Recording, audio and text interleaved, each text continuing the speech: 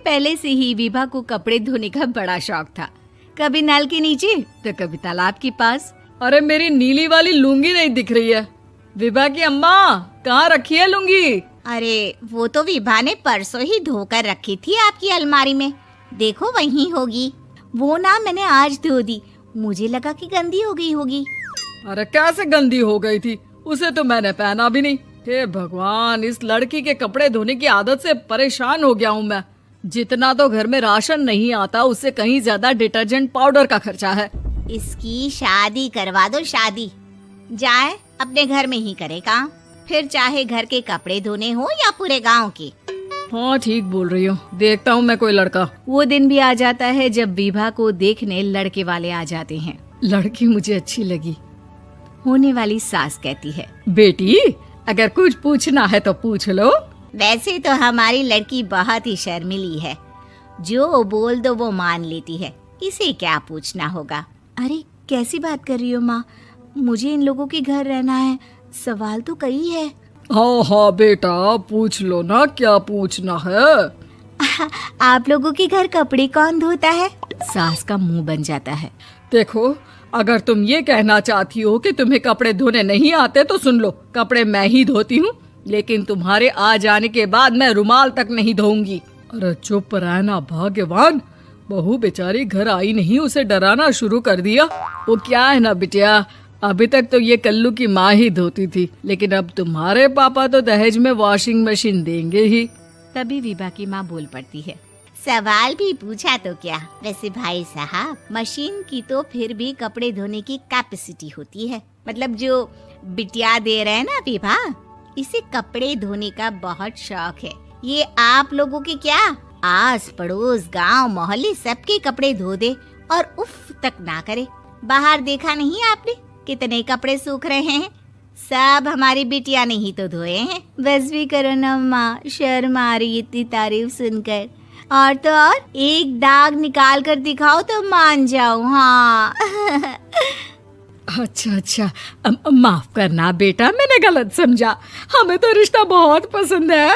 और ऐसे जुड़ जाता है रिश्ता कपड़े धोने का शौक रखने वाली विभा का। उसकी शादी हो जाती है कोयला फैक्ट्री में काम करने वाले कल्लू के साथ। शादी के बाद अचानक विभा चिल्लाती हुई सास के पास आती है। सासू माँ, अरे सासू माँ कहाँ है आप? ये तो धोखा है, धोखा दिया आप लोगों ने मुझे। इसे ससुर के चक्कर के बारे में पता चल गया। अरे तो उसमें तुझे क्यों धोखा मिला है? अरे नल में पानी नहीं आता, कपड़े कैसे कब धुलेंगे? अच्छा, तू पानी नहीं आ रहा उसकी बात कर रही है। तो आपने क्या सोचा? कुछ नहीं। अच्छा, तेरी माँ ने कहा था कि कपड़े धोने का शौक है तुझे, याद आया मुझे। शौक बोलकर कपड़े धोने वाले मेरे जुनून को कम ना आके सासू माँ, कपड़ा धोना मेरा गुरूर है। तभी पति भी वहाँ आ जाता है।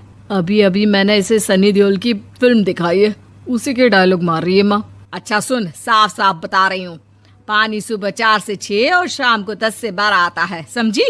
विभा टाइमिंग सुनकर हैरान हो जाती है। ये क्या भूतों का मोहल्ला है? सुबह 4 बजे उठकर कौन कपड़े धोता है? 4 बजे टंकी में पानी जाता है, फिर सारा दिन धोना ना, किसने मना किया? अरे कैसी बात कर रही हैं? 200 लीटर की टंकी में कितने कपड़े धो लूंगी मैं, सुबह ही उठ जाऊंगी मैं। अब क्या था, विभा सुबह 4 से लेकर रात के 12 बजे तक कपड़े ही धोती रहती। एक रोज सास पड़ोस से निकलकर कहीं जा रही होती है कि साथ वाली कहती है, हाँ कल्लू की माँ, जरा ये बताओ कि 2 साड़ी है, 2 ब्लाउज और एक पेटीकोट और एक नाड़े वाला लंबा कच्छा। हाँ तो? अरे तो क्या, कितना लोगी धुलाई ये बताओ। धोबन दिख रहे हैं हम क्या? हमारे पति सरकारी नौकरी से अभी रिटायर हुए हैं और बेटा सुपरवाइजर है कोयला फैक्ट्री में। धोबन समझ रखा है हमें? हाय रे कल्लू की अम्मा, माफ कर दो, वो तो मोहल्ले में यही सब बता रहे थे कि तुमने बहू को कपड़ा धुलवाने के काम में लगा दिया है। सास को पड़ोसन की बात सुनकर गुस्सा आ जाता है। वो घर पहुंचती है जहां घर के बाहर ही इतने सारे कपड़े सूख रहे होते हैं जितने कि किसी धोबन के घर पर। अरे ओ कल्लू की दुल्हन, बाहर निकल। माँ जी यहीं आ जाओ, बाथरूम में चादर धो रहे हैं हम। अरे अभी हम धोते हैं, तुमको बाहर निकलो। ये आस पड़ोस वाले बोल रहे हैं कि हम बहू से कपड़े धुलवा धुलवा कर उसे कपड़ा धोने वाली बना दिए हैं। अरे छोड़ो ना माँ जी, किन लोगों की बातों में आती हो। आस पास के लोगों का तो काम ही होता है कि वो किसी तरह सास बहू को लड़ा दे। बहू सारे घर के कपड़े धोती है, ये क्या कम है? बोलिए।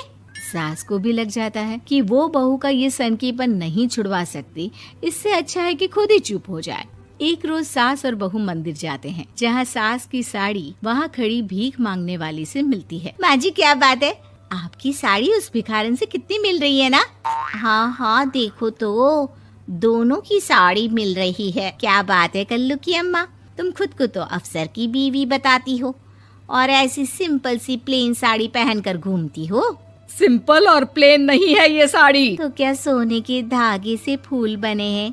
कुछ भी सासू माँ, कुछ भी। हाँ बने थे इस साड़ी में सोने के धागे से फूल। मेरे पति लेकर आए थे मद्रास से स्पेशली मेरे लिए 10,000 की। ताहे भाई साहब इस भिखारन के लिए भी सेम टू सेम साड़ी लेकर आए होंगे 10,000 की।